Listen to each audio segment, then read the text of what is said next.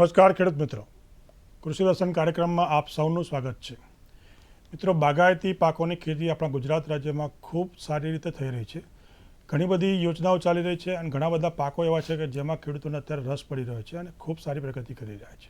એમાંનો જ એક પાક છે બીલી. બીલીનું આધ્યાત્મિક દ્રષ્ટિએ ખૂબ મહત્ત્વ છે, પણ સાથે સાથે ખેતીમાં પણ એટલું જ મહત્ત્વ છે. બીલીના પાનનો આપણે જ્યારે શિવરાત્રિ હોય ત્યારે આપણે ખૂબ એનો ઉપયોગ કરતા હોય છે. એની સાથે સાથે બીલીના ફળ પણ છે અને ફળનું મૂલ્યવર્ધન કરીએ તો આપણને ચોક્કસ વધારે ભાવ મળી શકે છે અને આપણી આજીવિકા વધી શકે. મિત્રો, આ બીલીનો પાક શું છે, એના ફળ શું કામમાં આવે, આ બધું જાણવું જરૂરી છે. તો આજનો આપણો વિષય છે બીલીના ફળના પાકનું મૂલ્યવર્ધન, અને એની માહિતી આપવા માટે આજે આપણા સ્ટુડિયોમાં જે સાહેબ પધારે છે એનો પરિચય આપું તો ડૉક્ટર સંદીપ એલ સંઘાણી સાહેબ, જેઓ મદદનીશ પ્રાધ્યાપક તરીકે કૃષિ મહાવિદ્યાલય ભરૂચ ખાતે ફરજ બજાવે છે, જે આપણને બીલીના પાક વિશે અને એના મૂલ્યવર્ધન વિશે બધી જ માહિતી આપશે. ચાલો આપણે કાર્યક્રમની શરૂઆત કરીએ. નમસ્કાર સંઘાણી સાહેબ. નમસ્કાર. આપનું સ્વાગત છે સાહેબ. પહેલો પ્રશ્ન એ થાય કે બીલીના ફળનું મહત્ત્વ શું છે? બીલીને તો આપણે કલ્પવૃક્ષ તરીકે આપણે માનીએ છીએ. એવી જ રીતે બીલીના ફળમાં પૂરતા પ્રમાણમાં એમિનો એસિડ, પૂરતા પ્રમાણમાં પોષક તત્વો તેમજ પૂરતા પ્રમાણમાં ખનિજ તત્વો પણ રહેલા છે. આપણે વિટામિન બી, વિટામિન એ પણ રહેલા છે.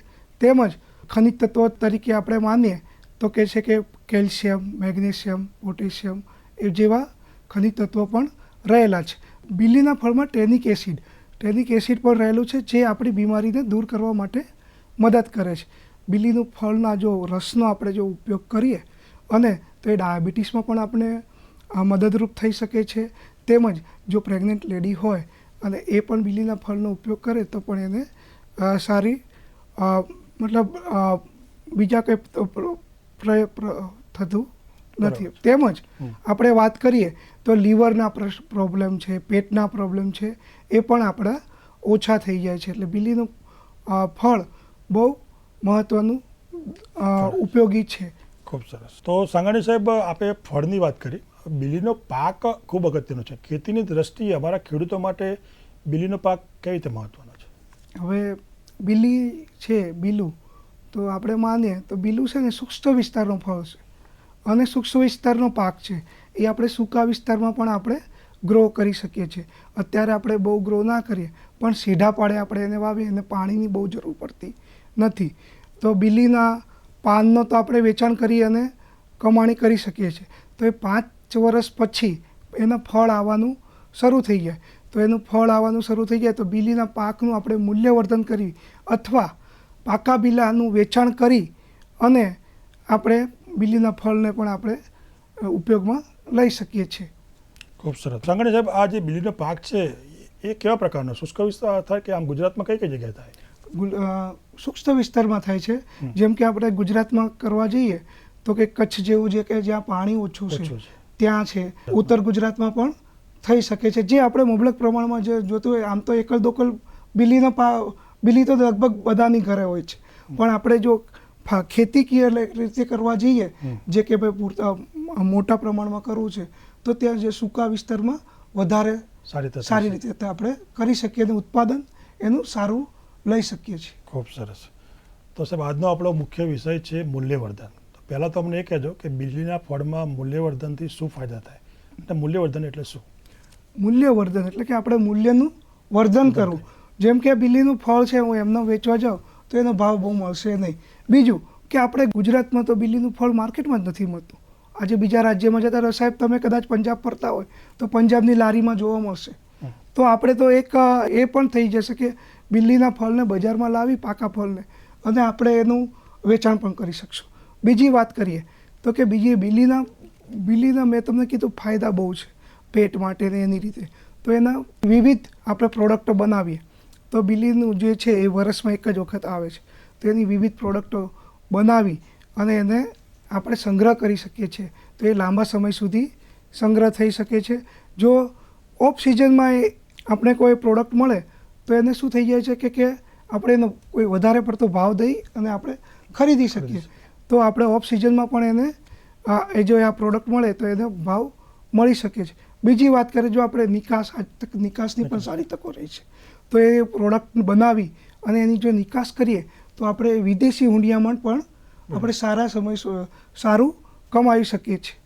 સંઘાણી સાહેબ, બિલીના ફળમાંથી કઈ કઈ બનાવટો બની શકે? હા, તમે સાહેબ સારી વાત કરી, કેમ કે બિલી નવો પાક છે. તો બિલીના જે ફળ છે તો લોકોએ બધાએ જાણ્યું જ હશે બિલીના ફળનું શરબત, બરાબર. તો હવે અમારી ટેકનિકલ ભાષામાં વાત કરીએ તો બિલીના ફળમાંથી તો એક તો એનો પલ્પ અથવા માવો કાઢી અને લાંબો સમય સુધી સંગ્રહ કરી શકીએ છીએ. બીજું, કાચા બીલા હોય, કુમળા બીલા, એનું પણ આપણે અથાણું બનાવી શકીએ છીએ. ત્રીજી વાત કરીએ, બિલીના સ્કોશ એટલે આપણે જે કહેવાય ને કે ક્રશ તરીકે આપણે માર્કેટમાં જાણીએ છીએ, બિલીના સ્કોશ આપણે બનાવી શકીએ છીએ. નેક્ટર પણ આપણે બનાવી શકીએ છીએ. પછી આજકાલ નાના છોકરાને બહુ પસંદ છે એમ કે જામ છે, જામ પણ આપણે બનાવી શકીએ છીએ. ત્રીજું કે આપણે આમળા કેન્ડી મળે ને, એવી રીતે બિલીમાં પણ એની પણ કેન્ડી બનાવી અને આપણે બનાવી શકીએ છીએ. અને હજી છેલ્લી વાત કરીએ તો એનો પાવડર પણ આપણે બનાવી શકીએ છીએ અને જે લાંબો સમય સુધી 6 મહિના સુધી સંગ્રહ કરી શકીએ છીએ. ખૂબ સરસ સંઘાણી સાહેબ. દર્શક મિત્રો, સંઘાણી સાહેબ આજે આ બિલીના પાકની વાત કરી રહ્યા છે. અત્યારે સમય થયો છે એક વિરામનો. વિરામ બાદ ફરી મળીએ.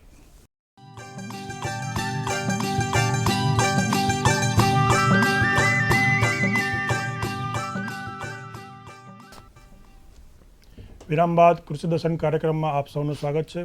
મિત્રો, આજનો વિષય છે બિલીના પાકનું મૂલ્યવર્ધન અને માહિતી આપી રહ્યા છે સંઘાણી સાહેબ. સંઘાણી સાહેબ, આગળ વધીએ તો કાચા બીલા વિશે આપણે વાત કરીએ. કાચા બીલામાંથી શું શું બને છે? હા, કાચા બીલાની વાત કરીએ તો બીલા જ્યારે કુમળા હોય તો બીલા કુમળા હોય તો એને તમે કાપો ને તો ચીરી થઈ શકે છે. તો કુમળા બીલા જે નાના નાના સાઇઝના હોય એને લઈ અને પછી એને ધોઈ નાખવાના. પછી આપણે જ્યારે લીંબુનું અથાણું બનાવીએ ને તેવી રીતે લીંબુને જેમ 4 ચીરી કરી અને એમાં મીઠું ભરી નાખવાનું અને પછી એને કાચની બરણીમાં મૂકી દેવાનું. અને પછી 15 દિવસથી મહિના પછી જો આપણે ખાઈએ તો એ આપણે કાચા બીલામાંથી આપણે દેશી ભાષામાં કહીએ પાણીચું અથાણું, એવી રીતે અથાણું એને બની શકે છે અને તે આપણે સંગ્રહ કરી શકીએ છીએ. એનો સંગ્રહ કેટલો સમય થઈ શકે? આમ તો જોવા જઈએ તો 3 થી 4 મહિના સુધી એને કંઈ થતું નથી. એમાં કોઈ બીજું ખાલી મીઠા સિવાય બીજું કોઈ પ્રિઝર્વેટિવ હોતું નથી. ખૂબ સરસ. હવે સાહેબ, આ જે બીલા છે, બીલામાંથી પલ્પ બનાવવો હોય તો કેવી રીતે બનાવી શકાય? હા, બીલું જો પાકી જાય તો કદાચ તમે સાહેબ જોયું હશે, બધા ખેડૂતોએ પણ જોયું હશે, તો એનું જે કોટ હોય કોઠા જેવું હોય છે. એટલે ઉપરનો ભાગ જે છે એ કડક હોય છે. તો બીલાનો જે પાકી ગયા પછી એનો જે ભાગ છે એ કડક હોય છે. તો એને પહેલાં ફોડી અને બીલાને એકદમ એનો જે માવો છે એ ભેગો કરી લેવાનો અને પછી એમાં એક ભાગ જેટલું પાણી નાખી અને પછી એને આપણે એમ જોઈએ તો આમ એકદમ લંપી નથી હોતું. એટલે પછી એને શું કરવાનું, આપણે એમાં પાણી નાખીએ અને એને ઉકાળી લેવાનું. ઉકાળીએ ને એટલે તમને એકદમ રસ જેવું થઈ જશે. અને પછી એમાં બી પણ હોય છે, સીડ પણ હોય છે બીલાના. તો એ પછી શું કરવાનું, આપણે એને ગાળી નાખીએ તો જે છે બીલાનો માવો તૈયાર થઈ જાય છે અને જે કહેવાય છે કે પલ્પ તૈયાર થઈ જાય છે. અને બીલાના પલ્પને આ રીતે જો આપણે ઉકાળી અને કાચની બોટલમાં ભરી દઈએ તો એ પણ આપણે કાચની બોટલમાં ભરેલા હોય તો 6 મહિના સુધી બીલાના પલ્પને કંઈ થતું નથી. એટલે આપણે એનો સંગ્રહ પણ કરી શકીએ છીએ. ખૂબ સરસ સંઘાણી સાહેબ. સંઘાણી સાહેબ, પહેલાં તો અમને એ કહ્યું કે આ ક્રોસ અને સ્કોશ એટલે શું, અને બિલીના ફળની વાત કરી રહ્યા છે તો બિલીના ફળમાંથી સ્ક્રોસ એટલે આપણે જે વાત કરો તો ક્રશ કેવી રીતે બનાવી શકાય? હા, હવે આજે માર્કેટમાં તમે વાત કરીએ છીએ તો કે હું સ્કોશ કહીશ ને એટલે તમને મગજમાં નહીં આવે કે શું છે. તો કે ભાઈ પહેલાં આપણે રસના પીતા હતા, 3 ભાગ પાણી અને 1 ભાગ બરાબર. તો આજે માલાનું માર્કેટમાં ક્રશ મળે છે, બરાબર છે. તો એમાં પણ આ જ હોય છે અને આમાં જે છે 25% જેટલો પલ્પ હોય છે. જે 25% જેટલું પલ્પ, પછી 45% થી 50% હું સ્કોશની વાત કરું છું. સ્કોશમાં જે FSSAIની જે ગાઈડલાઇન છે એમાં સ્કોશનું જે વાત કરીએ તો કે 25% જેટલો પલ્પ, પછી 1.2% જેટલી એસિડિટી હોય છે અને 45% TSS જે આપણે સુગર હોય છે. તો આપણે એને સ્કોશ તરીકે કરીએ છીએ. સાહેબ, બનાવી કેવી રીતે શકાય? હા, હવે બનાવી જે વાત કરીએ તો કે પેલા પાકા બીલા, ખાસ તો પાકા હોવા જોઈએ. પાકા બીલા કઈ રીતે થયા એ ખબર પડી જાય તો કે બીલાનું ફળ ઉપરથી નીચે પડી જશે અથવા જે ગ્રીન કલર હોય છે એ યલો કલરમાં કન્વર્ટ થઈ જશે. પછી એને ફોરશો એટલે કથ્થઈ કલર જેવો પલ્પ નીકળશે. એ પલ્પ મેં તમને કીધું એ રીતે પલ્પને આગળની રીતે જે પદ્ધતિ કીધી એ પ્રમાણે આપણે પલ્પ તૈયાર કરી ફોડી અને પછી એને પલ્પ તૈયાર કરવાનો. પછી ચાસણી બનાવો અલગ પાત્રમાં. 1 કિલો જેટલો પલ્પ હોય તો 1 કિલો 800 ગ્રામ જેટલી ખાંડની જરૂર પડે છે અને 1 કિલો 200 ગ્રામ જેટલું આપણે પાણીની જરૂર પડે છે. તો એ આપણે જે કહેવાય છે 4 લીટર જેટલો આપણે સ્કોશ તૈયાર થાય છે. તો હું આગળ વાત કરું તો કે પાણીમાં પહેલાં ખાંડને ઓગાળી નાખવાની, પછી એની અંદર 36 ગ્રામ જેટલું સાઇટ્રિક એસિડ એટલે આપણે લીંબુના ફૂલ કહીએ છીએ એ ઓગળી જાય પછી એમાં નાખી દેવાનું. હવે આપણે જે પહેલાં પલ્પ કાઢ્યો હતો એ પલ્પને એની અંદર એડ કરી દેવાનું અને પછી તેને 96 ડિગ્રી ટેમ્પરેચર આવે ત્યાં સુધી ગરમ કરવાનું. અને પછી જે કાચની બોટલ આવે ને એને સ્ટરીલાઇઝ કાચની બોટલમાં સીલ કરી, કાચની બોટલ હોય તો એને બિલ્લા મારવાના, જે બિલ્લાનું મશીન આજકાલ મળે જ છે. તો બિલ્લા મારી અને પછી એને પેક કરી અને આપણે એને 6 મહિના સુધી સંગ્રહ કરી શકીએ છીએ. બીજી વાત કરું, જો પ્લાસ્ટિકની બોટલમાં આપણે આજકાલ પ્લાસ્ટિકની બોટલ પણ મળે છે પણ ગરમ હોય તો એને 75 ડિગ્રી સુધી ટેમ્પરેચર લેવા દેવાનું. પણ એમાં પ્રિઝર્વેટિવ સોડિયમ બેન્ઝોએટ જે 4 ગ્રામ તરીકે પ્રિઝર્વેટિવ છે જે FSSAI પ્રમાણે અપ્રૂવ છે, 4 ગ્રામ સુધી આપણે એની અંદર નાખી દેવાનું અને પછી એને ગરમ ઠંડા કાચની આપણે પ્લાસ્ટિકની બોટલને ઠંડા પાણીમાં રાખી અને સીલ કરી દેવાનું. આજે હું તમને જે કહું તો આ જે છે સ્કોશ, જે સ્કોશને હું લાવેલું છે આપણે હમણાં અને આને સ્કોશ કહેવાય છે. હવે આજે આને સર્વ કરવો હોય તો 3 ભાગ પાણી અને 1 ભાગ સ્કોશ આ રીતે આપણે સર્વ કરી શકીએ છીએ. આને ખોલ્યા પછી આપણે પછી ફ્રીજમાં સંગ્રહ કરી શકીએ છીએ. વધુમાં વધુ અઠવાડિયા સુધી આપણે ફ્રીજમાં સંગ્રહ કરી શકીએ છીએ. ખૂબ સરસ સંઘાણી સાહેબ. બીલીના ફળના સ્કોશની વાત કરતા હોય આપણે, જ્યારે એને બનાવીએ એ ઉકાળીએ એ વખતે થર્મોમીટર ના હોય તો અમારા ખેડૂતો શું કરવું? હા, હવે થર્મોમીટર તો દરેક જગ્યાએ હોતું નથી, બરાબર. તો થર્મોમીટર ના હોય તો આપણે એક ઉભરો આવે, આપને ખબર પડી જાય, આજે ગૃહિણીઓને અને બધાને ખબર છે કે ઉભરો આવે ત્યાં સુધી આપણે રાખવાનું. હવે તમે બીજી વાત કરી કે હું વજનમાં પણ વાત કરું છું આજકાલ, પણ વજનની વાત કરીએ તો દરેકની ઘરે આજ કે તમે ગૃહિણીઓને તમે 1 વાટકી ખાંડ લઈ જોજો અને પૂછજો કે આ વાટકી, તો કે ભાઈ મારી 200 ગ્રામની વાટકી હતી. એવી જ રીતે દરેકને શું છે કે ખબર જ હોય છે કે આટલા ગ્રામની વાટકી હોય છે. પણ જ્યારે આપણે એક્યુરેટ દરેક બેચ સારી બનાવીએ, સરખી બનાવીએ તો આપણે વજનમાં જ કામ કરવું પડે છે. ખૂબ સરસ સાંગાણી સાહેબ. દર્શક મિત્રો, સાંગાણી સાહેબ આજે બીલીના ફળ પાક વિશે ખૂબ જ મહત્ત્વની અને અગત્યની માહિતી આપી રહ્યા છે. અત્યારે સમય થયો છે વિરામને. વિરામ બાદ ફરી મળીએ.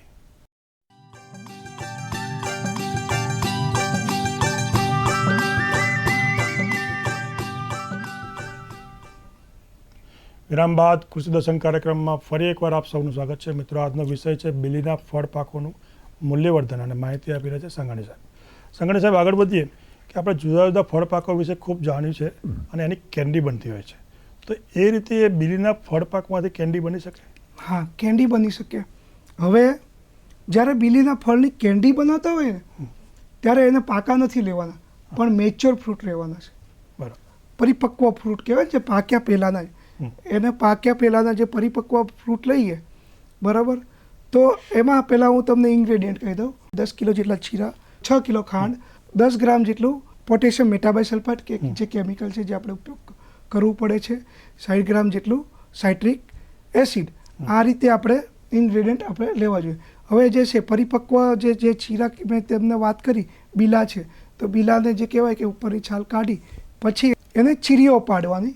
ચીરી પાડી અને ખાંડની જ્યારે આપણે ચાસણી બનાવીએ ને તો એને ખાંડની ચાસણી બનાવી પછી એમાં જે સાઇટ્રિક એસિડ અને પોટેશિયમ મેટાબાયસલ્ફેટ આપણે એમાં એડ કરી નાખવાનું અને પછી જે બીલીના જે આપણે જે ટુકડા લીધા હતા એ ટુકડાને એની અંદર 1 નાઇટ અથવા 18 કલાક સુધી આપણે 12 થી 18 કલાક સુધી રહેવા દેવાના. પછી એને બહાર કાઢી અને હુંફાળા પાણીમાં ધોઈ નાખી. આપણી જોડે ટ્રે ડ્રાયર હોય તો ટ્રે ડ્રાયરમાં થોડીક વાર સૂકવી અથવા તડકે સૂકવી અને પછી એને પેક કરી દેવાના. જે પોલિથીન બેગ હોય હાઈ ડેન્સિટી HDP બેગમાં પેક કરીએ તો આને આપણે 6 મહિના સુધી આપણે આરામથી સંગ્રહ કરી શકીએ છીએ. સંઘાણી સાહેબ, આપણે કેન્ડી વિશે સરસ વાત કરી. તો હવે એવી જ એક બીજી પ્રોડક્ટ છે જામ. તો બિલીના ફળમાંથી જામ કેવી રીતે બનાવી શકાય? હવે જામની વાત કરીએ એટલે આપણે લગભગ દરેકના ઘરમાં જામ આવતો જ હશે. આજકાલ નાના છોકરાઓની પસંદ થઈ ગઈ છે કે જામ, તો કે ભાઈ ફળ પસંદ નથી કરતા. જો તમે એક વાત કરીએ કે ભાઈ આ મૂલ્યવર્ધિત પદાર્થો આપણે કેમ બનાવવા જોઈએ, એની જે હું વાત કરું તો કે એનું જે બિલીનું ફળ આપણે લુખ્ખું ખાવા જઈએ તો આપણે બહુ એટલું પસંદ પણ નથી. તો આજકાલ આપણે છોકરાઓને પણ જામમાં આપે તો કે જેટલો પલ્પ આપણે બિલીના પલ્પ જેટલો હોય એટલો જ આપણે સામે ખાંડ લઈએ છીએ, પછી 10 ગ્રામ જેટલું સાઇટ્રિક એસિડ લઈએ છીએ. તો જેટલો આપણે બિલીનો ફળ હોય, ફળનો પલ્પ હોય, એને આપણે પહેલાં ગરમ કરીએ છીએ, પછી એની અંદર ખાંડ એડ કરીએ છીએ.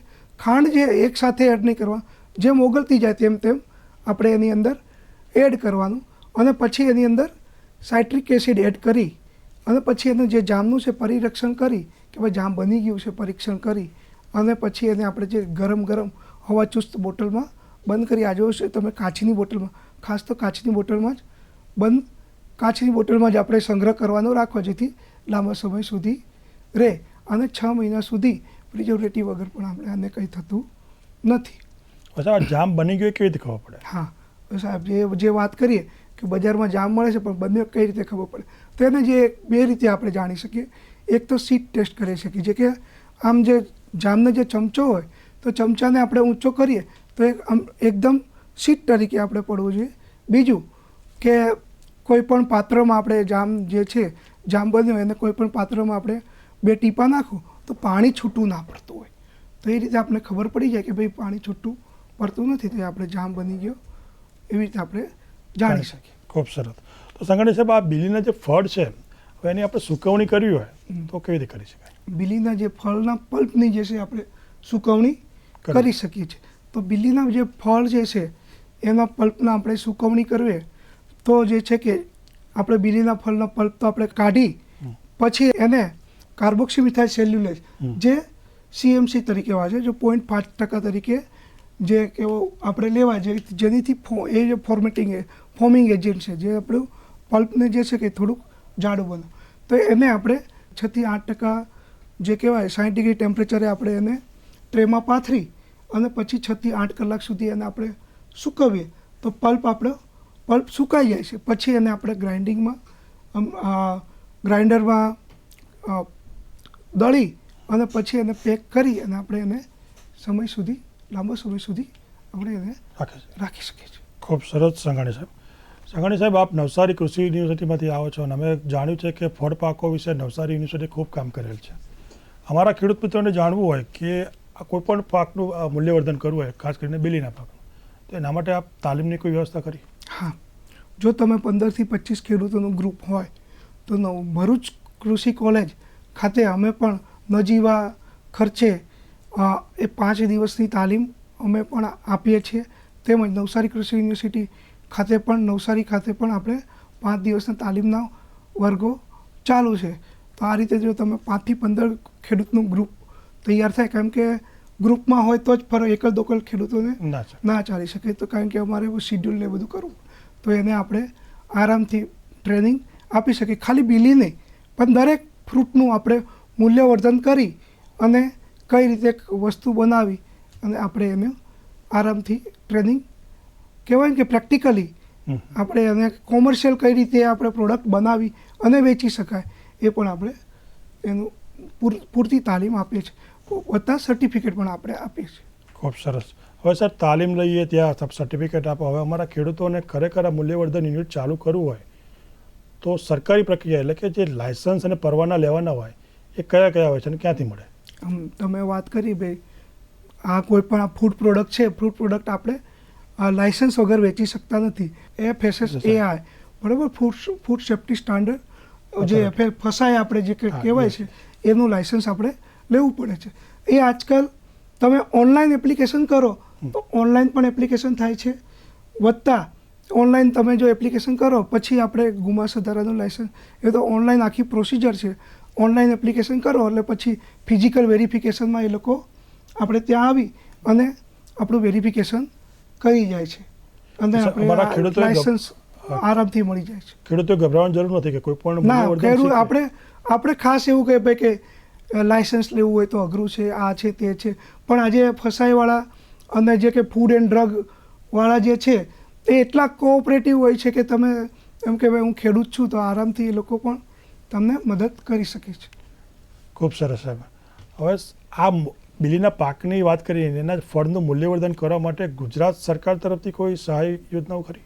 હા, ગુજરાત સરકાર આપણને સહાય આપે છે. જેમ કે બીલીના ફળનું પ્રોસેસિંગ યુનિટ આપણે જે તૈયાર કરવું હોય તો 20 લાખ સુધીનું એકમ હોય તો એમાં 50% 10 લાખ સુધીની મર્યાદામાં આપણને એ લોકો સહાય આપે છે. અને જો વધુ માહિતી માટે હોય તો નજીકના બાગાયત ખાતાની આપણે સંપર્ક કરશો તેમાં તમને વધારે માહિતી મળી રહેશે.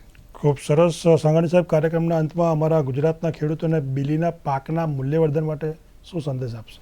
તો હું ખેડૂત મિત્રોને એક જ વિનંતી કરીશ અથવા સંદેશ આપીશ કે બીલી એક નવો પાક છે, તો એનો આપણે સૂક્ષ્મ વિસ્તારમાં પણ થઈ શકે છે. તો આના નાના પાયે ખેતી કરી એનું મૂલ્યવર્ધન કરી અને આપણે સારું ઉત્પાદન તેમજ સારી કમાણી કરી શકીએ છીએ. તો આ પાકને આપણે જરૂર અપનાવવો જોઈએ કે નાના પાયે માઇનર ક્રોપ છે એટલે નાના પાયે અપનાવી અને સારું ઉત્પાદન અને સારી બજાર વ્યવસ્થા કરી શકીએ છીએ. ખૂબ સરસ. સાંગાણી સાહેબ, આજે આપણે પધાર્યા અને બીલીના પાકના ફળના મૂલ્યવર્ધન વિશે ખૂબ જ મહત્ત્વની માહિતી આપી. એ બદલ દૂરદર્શન વતી અને ખેડૂતો વતી આપનો આભાર માનું છું. દર્શક મિત્રો, જોયું ડૉક્ટર સંદીપ એલ સાંગાણી સાહેબ, મદદનીશ પ્રાધ્યાપક, કૃષિ મહાવિદ્યાલય ભરૂચથી આજે પધાર્યા અને બીલીના ફળની મૂલ્યવર્ધન કેવી રીતે કરી શકાય અને બજારમાં વેચાણ કેવી રીતે કરી શકાય, સંગ્રહ કેવી રીતે કરી શકાય, આ તમામ બાબતોની માહિતી આપી. આશા રાખું કે આજનો કાર્યક્રમ આપ સૌને ખૂબ જ ઉપયોગી નીવડશે. મિત્રો, હવે સમય છે આપણાથી વિદાય લેવાનો. ફરીથી મળીશું કૃષિ દર્શનમાં. ત્યાં સુધી રજા આપશો. નમસ્કાર.